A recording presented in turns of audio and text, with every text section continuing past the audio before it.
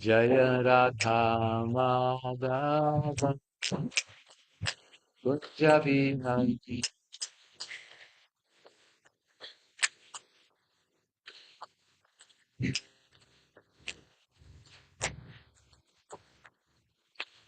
Gopi Jana Vallabha Girivarada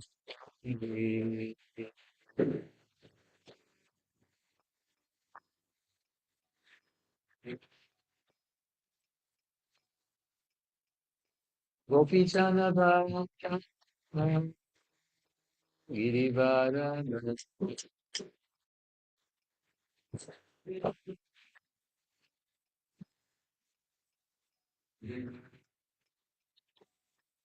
Yashodanandanam Jajan Jana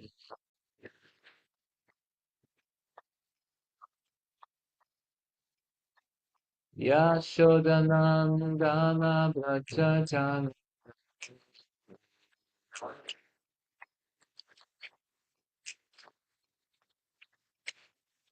Yamuna Tira Vandan Chapam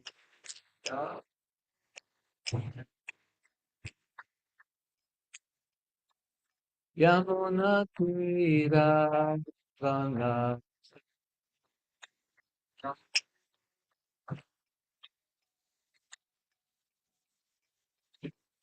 Yarikaga Tam Gunjabi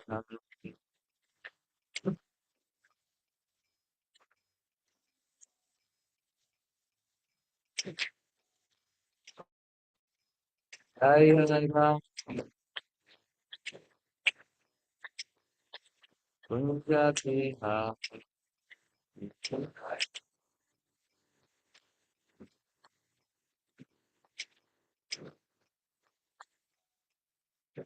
Hare Krishna Hare Krishna Krishna Krishna Hare Hare Hare Rama Hare Rama Rama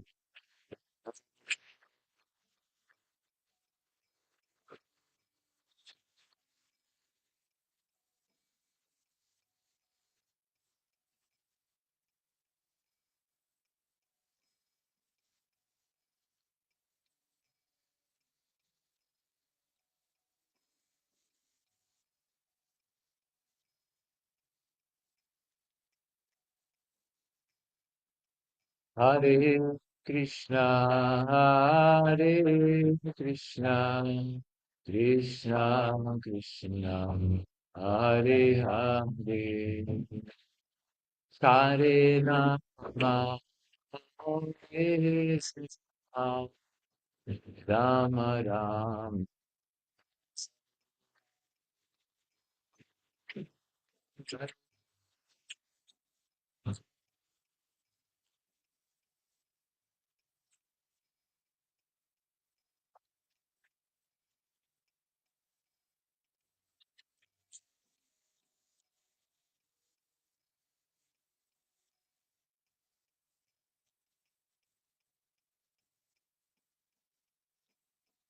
Hare Krishna Hare Krishna Krishna Krishna Hare Hare Hare Hare Ram Hare Krishna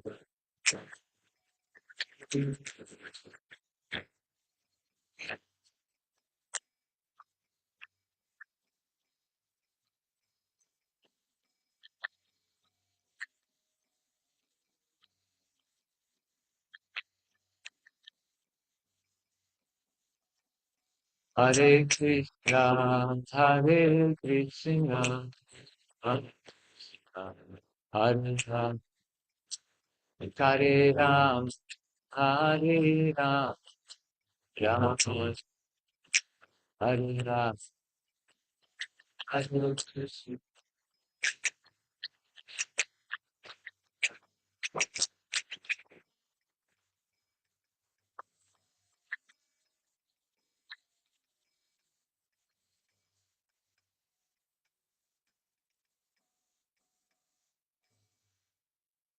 Jaya Vishnupad Paramhamsa Privraj Gacharya Shtotar Shata Shishima Tabai Charan Arvinda Bhaktivedanta Swami Shil Prabhupada Ki Jaya Anand Prati Vaishnava Ki Jaya Gaur Premanande Hare Hare. All glories to the Sama devotee. All glories to Shishi Guru Govardhan. All glories to Shil Prabhupada. Om Namo Bhagavate Vasudevaya. Om Namo Bhagavate Vasudevaya. Om Namo Bhagavate Vasudevaya. Om Namo Bhagavate Vasudevaya.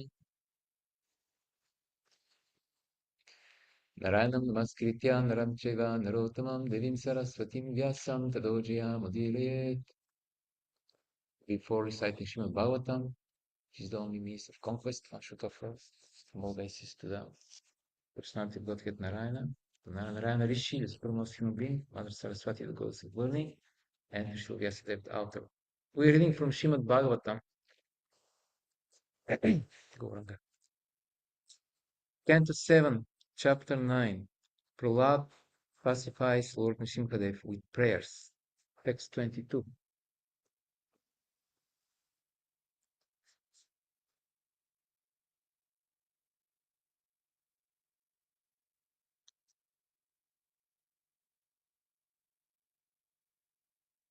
Sattvam hi nitya vijitatma gunasvadhamna kalo vasikrita visrijya visarga shakti chakre visishtam ajayeshvara shudashare nishpidyamanam upakarsha vibo prapannam saha.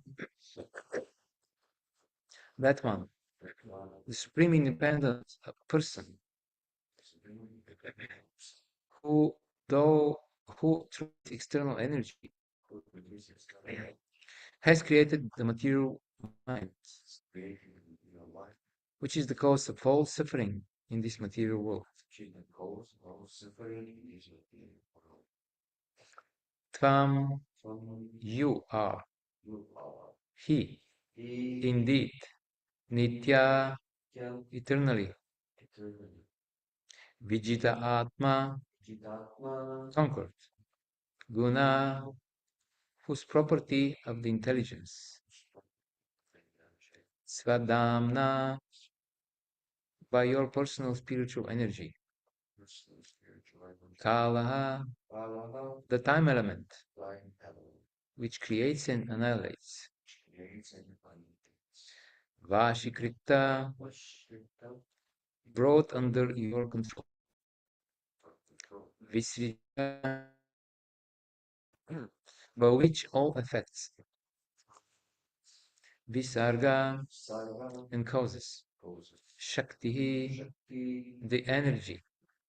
Chakre, in the wheel of time, the repetition of birth and death. Visrishtam, being thrown. Ajaya, by your external energy, the mode of ignorance. Ishvara, O Supreme Controller. Shodasha Are, with 16 spokes. The 5 material elements, the 10 senses, and the leader of the senses, namely the mind. Nishvidyamanam, being crushed under that wheel. Upakarsha, kindly take me to the shelter of your lotus feet. Vibho, O Supreme Great. Prapannam, who am fully surrendered unto you.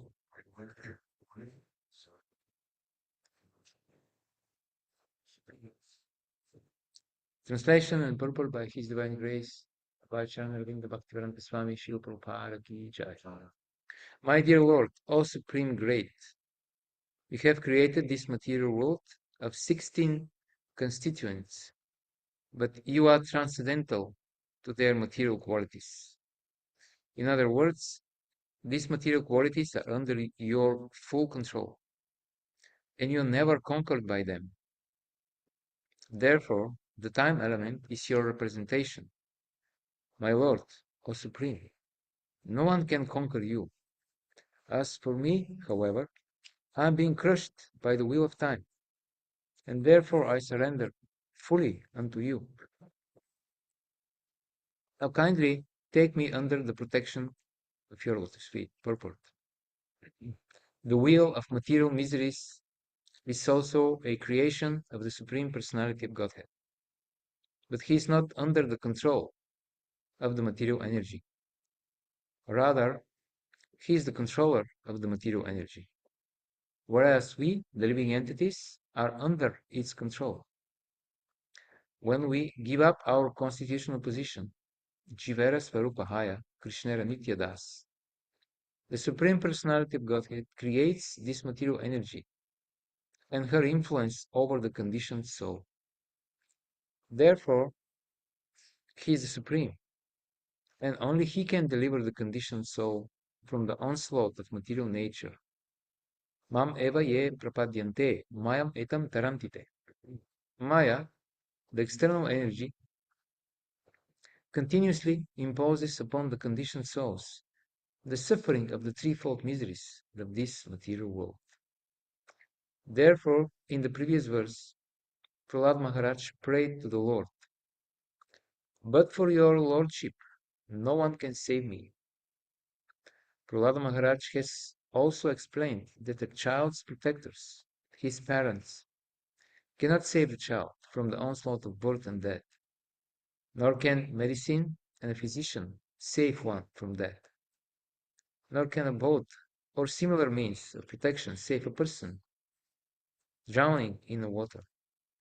For everything is controlled by the Supreme Personality of Godhead. Therefore, suffering humanity must surrender to Krishna, as Krishna himself demands in the last instruction of Bhagavad Gita 18:66. Sarva dharman parityajya mam ekam sharanam vraja. Aham tvam sarva papyo mokshaishyami ma shuchah. Abandon all varieties of religion and just surrender unto me. I shall deliver you from all sinful reaction. Do not fear. All of human society must take advantage of this offer and thus be saved by Krishna from the danger of being crushed by the wheel of time, the wheel of past, present, and future. The word nishpidyamanam, being crushed, is very significant. Every living entity in the material condition is actually being crushed again and again. And to be saved from this position, one must take shelter of the Supreme Personality of Godhead. Then one will be happy. The word prapannam is also very significant.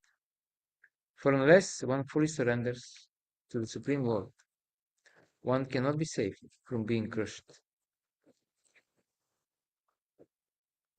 A criminal is put in prison and punished by the government, but the same government, if it likes, can release the criminal from imprisoned life.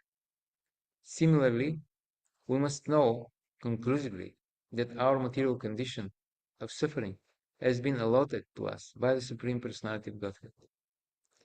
And if you want to be saved from this suffering, we must appeal to the same controller. Thus one can be saved from this material condition. My dear Lord, O Supreme Great, you have created this material world of 16 constituents, but you are transcendental to their material qualities. In other words, these material qualities are under your full control, and you are never conquered by them. Therefore, the time element is your representation.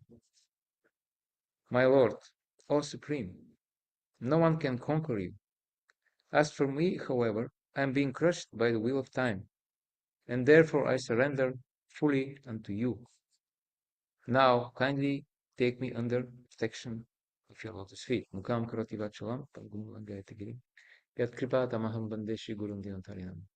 Jai Shri Krishna Chaitanya Prabhu Nityananda Shri Advaita Gadadhar Shivasadi Gaur Bhakta Vrinda Hare Krishna Hare Krishna Krishna Krishna Hare Hare Hare Rama Hare Rama Rama Rama Hare Hare. In this purport, Sri Prabhupada again and again repeats that we are being crushed by the material energy, by the time factor, past, present, and future. Okay, very good. Thank you. Obviously, some extraterrestrial being wants to put obstacle. Hare Krishna. And we're hearing this repeatedly on the pages of Bhagavatam. We hear this when we listen to Sri Prabhupada's lectures. And still, it is hard for us to accept the fact that this material world is not a place for enjoyment. Although we theoretically accept it, when we look at our lives, from time to time at least, we are still acting as if we believe that we can enjoy some happiness here through the media of our mind and senses, and connecting the senses to the sense objects, and experiencing the rasa, the material rasa in the mind. So until this faith in material happiness is crushed, we cannot advance very nicely in Krishna consciousness. Srila Prabhupada gives the analogy, we are trying to start a fire, but basically we are pouring water on the fire. And the fire obviously will not be able to burn very nicely. Therefore, again and again, in Bhagavatam, we are hearing these warnings from the great devotees, from Krishna himself. And hopefully, in due course of time, they will actually enter our heart and will factually, really accept the reality, accept the facts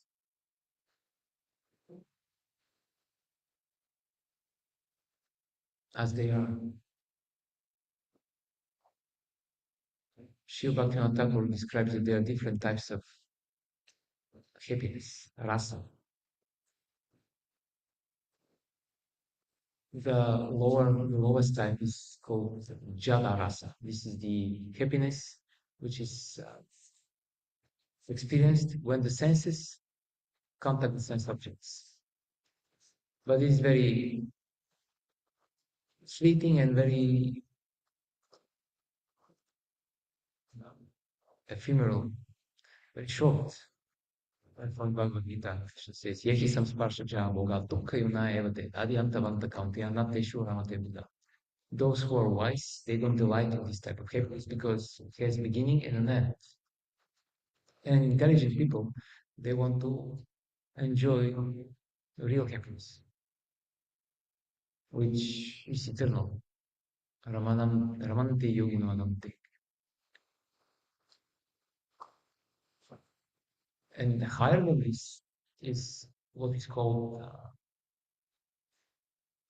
no, sorry, the first one is Parthiva rasa, or Jala rasa, Parthiva rasa. And the second one, the higher one, is called Svargya rasa. Svargya rasa is the happiness enjoyed by living at least in heaven. In other words, it's the happiness enjoyed when you follow piously or natural, and then you end up in enjoying heavenly pleasures. But it's also temporary.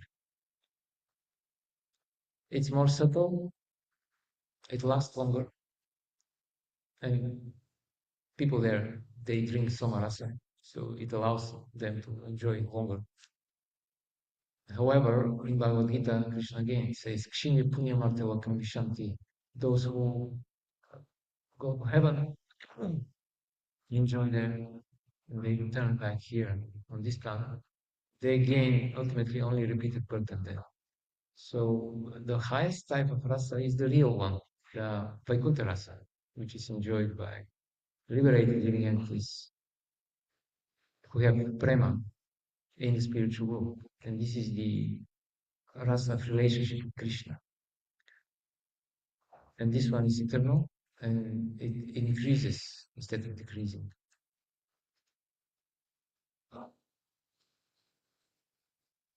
But it takes longer time to develop this type of consciousness. In Bhagavad Gita, Krishna explains that those who are less intelligent, alpha medicine, they want quick solution to their urges. They have some desire they want to happen yesterday. So therefore, Krishna says they worship demigods because by worshipping demigods quickly one attains material results. But Krishna says my worship takes time. I mean, it takes time to attain the goal because it is hard. Of course, Sri Prabhupada says that the goal can be attained in one moment also. One could attain Krishna Prema in one moment. And there are examples. Katvanga Maharaj, the gopis, the wives of the Brahmanas. But usually it takes longer. So the, in this purpose, Sri Prabhupada says that we have been crushed repeatedly by material nature. And this means repeated birth and death and all these other things that are happening in between, old age, disease, etc., different types of suffering, the threefold miseries. And therefore, Bhagavatam does two things. There are two main topics in Bhagavatam. Um, Vairagyakyana Samhitam. Adhyavasaneshu Vairagyakyana Samhitam Harivilagadamitam Ritanandita Satsuram. Bhagavatam describes repeatedly the topic of Vairagya, renunciation. It means Krishna is trying to push our attachment, to break our attachment to this material world through describing the real situation. And therefore, some people, when they read Bhagavatam, even some devotees I heard, sometimes they say, well, it's very depressing. But this purpose is very depressing when you read. Well, it's not depressing. At least for me, it's kind of enlivening. Okay, this is the real situation. Okay, so is- let's take some measurements. Let's try to rectify the situation by the mercy of the Lord. This is the reality. So Krishna is again and again. Krishna does this in Bhagavad Gita as well. He describes the helpless situation of the conditioned souls. They're repeatedly destroyed and removed the bodies, of course, and revived again. And then Krishna says he contrasts this information with the information about spiritual. Tad Dhamma Paramamama, there is no burden that there. So please compare these two and make the proper choice. And then Bhagavatam also gives us the positive knowledge about the reality, supreme reality, Haridyogatam Ritam, Vritanandita Satsuram, which is enjoyed by the pastimes of the world, and then they're enjoyed by the devotees, supreme reality. It's not just mm, philosophy, Sankhya, analyzing the material, but also the nectar of immortality, you can say. And here in the Vaikuntha Rasa, I think I mentioned no. Vaikuntha Rasa. Okay, the third rasa, okay, the Parthiva rasa is the rasa which is attained by touching the senses in the sense objects, very short, unsatisfactory, cannot bring you real happiness. Then you are eating something very tasty, and of course, unless it's prasadam, then spiritual, but let's say the material experience, and then maybe very, very pleasing to the senses, but it lasts only that much, and then it's gone. But then the higher than this is the Svargya rasa, the rasa enjoyed by the pious living entities in heaven, and the highest is the Vaikuntha rasa, the rasa enjoyed by Krishna and the devotees in the spiritual world. Yes, this again back to this point. This you still have these people. They are veterans from the war, the last war, whatever it is, and then they okay. No, let's start from the Parthiva rasa. You see, sometimes you hear sometimes people talking about their ex, and they're just speaking, oh, he was or she was like this, like that. There is no emotion unless they were really hurt, so there is some negative emotion. But when they describe their relationship, oh, it was like this, like that, so it's gone. The Parthiva rasa, senses, touch, and sense objects, bring some ephemeral happiness, and then it's gone. People don't. When you remember it, you don't necessarily experience this happiness anymore. And then you still have these people who are veterans from the war, and once a year they come together, they wave the flag, they give all these speeches, they remember what happened during the war, and still this brings very strong emotional reaction. They start crying, they're very moved. Why? Because they did these things. They sacrificed their well-being, their life for somebody else, for some higher cause. So this is higher engagement of the sense, and it brings again and again strong emotional response. You can again experience these things. So this is still material, but it's higher. This is the Svargya rasa. And then the spiritual rasa is what we're reading in Bhagavatam. The emotional, the transformation of the mind of the devotees and Krishna when they meet or when they are separated. So it's the highest. So as here in this commentary, this purport Srila Prabhupada talks about time, and the time is crushing everyone. And also Bhagavatam, however, gives a recipe, gives the method how to counteract time. There is famous verse, Ayurtharaktivai Punsam, Udyanastan Tasyartiyat Krishna Nitya Uttama Shloka Bhartaya. Time with the sunrise and the sunset, time takes away the lifespan of all living entities.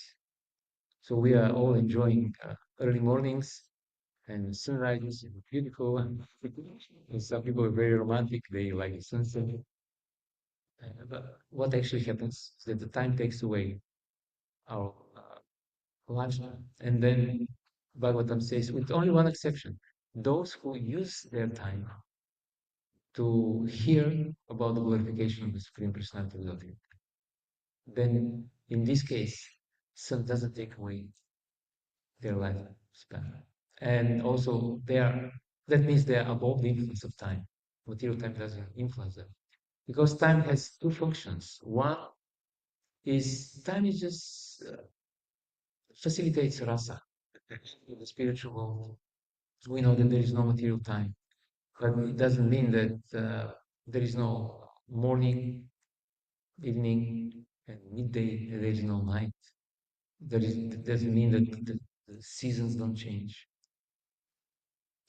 That means time is there. That is the spiritual original time, which facilitates rasa and exchanges between Krishna and the devotees. It gives, Prabhupada says that variety is the mother of enjoyment. It brings variety. The flower bearing spring, and then the summer, which brings different rasa, and then the autumn, and then the winter is different when the people like to be close to one another. And there's all different varieties of experiences. So the time in the spiritual world acts like this, but in the material world, there is the detrimental or the destructive aspect of time. Time destroys everything. So this is the problem with time. It is not that it facilitates variety and enjoyment. We all like that. It destroys him.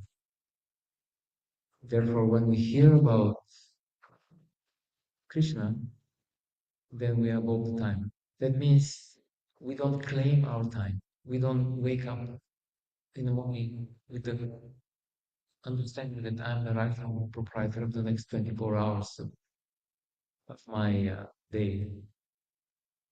And if I decide, I may use my time in this way or in that way to please my senses. If we think like this, then time is being taken away from us because you claim the time. It's my time, it's not yours. It's a ridiculous claim because, as Sri Prabhupada says, we cannot prolong our life even with 4 seconds, let alone 4 years, like this unintelligent person is asking the doctor. I need 4 more years. So time is not ours. And if we foolishly claim that this is my time, then it will be taken away. But if we don't claim the time, if we every day wake up in the morning thinking, Krishna gave me this time, means I have to use it wisely for his service, then it cannot be taken away because you don't claim it. It's not yours in the first place. In this way, we can gradually try to theoretically to understand our position and act accordingly and attain the goal, Prayojana, by the mercy of Krishna. Hare Krishna. Thank you very much. I'm sorry, today was a little surprised that I can bring into class. So it's kind of scattered all over the place. So if somebody wants to say something or ask a question, please do so.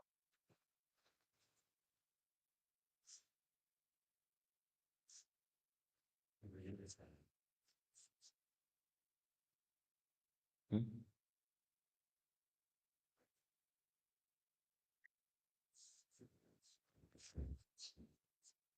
Okay, we have a question here. Oh, you explain. Hare Krishna Prabhu. Thank Oh, you Hare for your Krishna. class. I Thank you. just have Hare a Krishna. quick comment to offer. Yes, true. This verse mentions the element of time that Krishna, in the form of time, is destroying everything. The in Bhagavad Gita, there are 5 subject matters Srila Prabhupada describes in the introduction to Bhagavad Gita that the 5 subject matters are Ishvara, the supreme controller, and Jiva, the living entities, Prakriti, the material nature, Karma, activity, and Kala, which is time. And then Krishna himself in Bhagavad Gita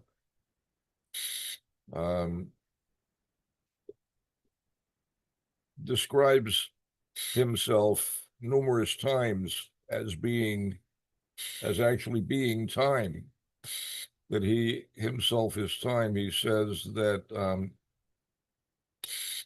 the 10th chapter, he mentions more than once in the 10th chapter.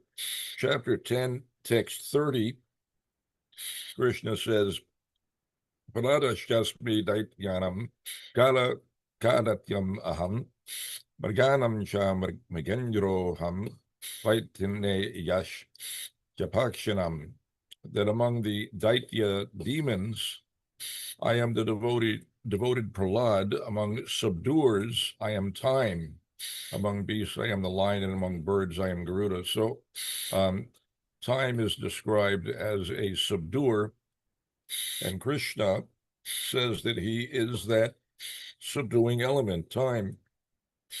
Then later, 3 verses later, in the same chapter, Krishna says, Aksharanam akarosmi dvandva samasi kasya cha aham ekasya kalo dat aham vishvato mukhaha. Of letters, I am letter A, and among compound words, I am the dual compound. I am also inexhaustible time, and of creators, I am Brahma. So here time is described as inexhaustible, and Krishna says that he is that inexhaustible element. Then in the next chapter, chapter 11, text 32, no, excuse me. I've lost track of where I am now. Yes, it is.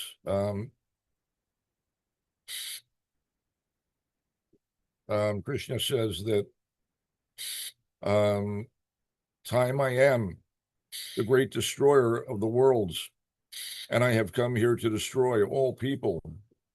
With the exception of you, the Pandavas, all the soldiers here on both sides will be slain. So here, again, Krishna says that he is time, and he describes time as the great destroyer. So within the scope of material nature, of the Prakriti, which Srila Prabhupada describes as one of the 5 subjects of Bhagavad Gita,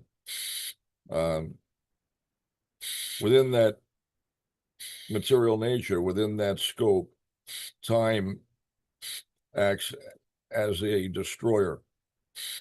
It has the quality, inseparably, the quality of destruction. But it's described elsewhere that in the spiritual world, or the transcendental platform in general, that the destructive element of time does not exist. There is in the 2nd canto of Srimad Bhagavatam, 2nd chapter, text 17, Ayachro kalo nimisam para prabhu, Uto na deva jagatam na ishvare, na yatra sattvam na rajastamascha, na vai vikaro na mahan pradhanam. Says in that transcendental state of bhagavo pashanti, there is no supremacy of devastating time, which controls even the celestial demigods who are empowered to rule over mundane creatures, and what to speak of any supremacy of the demigods themselves. Nor is there the mode of material goodness, passion, or ignorance, nor even the false ego, material causal ocean, or material nature. And Srila Prabhupada says in his purport that devastating time, which controls even the celestial demigods by its manifestations of past, present, and future, does not act on the transcendental plane. He says the influence of time is exhibited by the symptoms of birth, death, old age, and disease. And these 4 principles of material conditions are present everywhere in every part of the material cosmos, up to the planet Brahmaloka, where the duration of life of the inhabitants appears to us to be fabulous. Insurmountable time, he says, even brings about the death of Brahma. So what to speak of other demigods like Indra, Chandra, Surya, Vayu, and Varuna?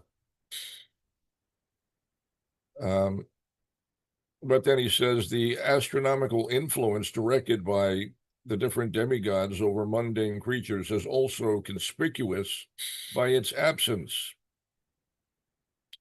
So anyway, the destructive element of time is not present on the transcendental plane.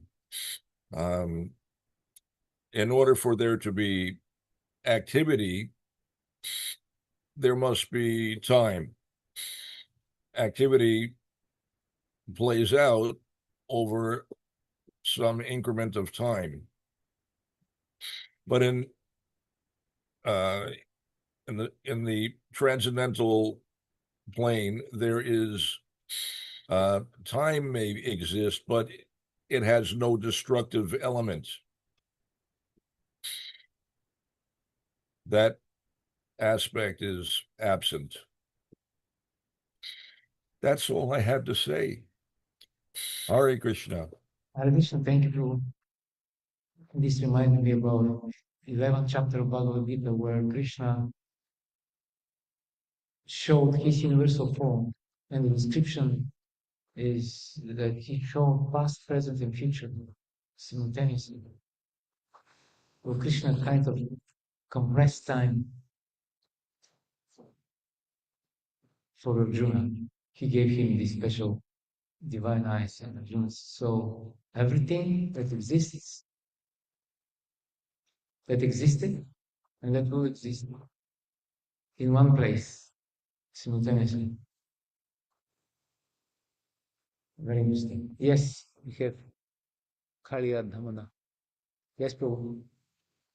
Hi, Hare Krishna. It's so nice. Thank you for giving class. And Tarka Prabhu, thank you for that nice comment. And I've read, and I was going to talk to Tarka about that, and he happened to mention at the end that the personality of Kala is a person, as we know in the spiritual world. Kala is actual person.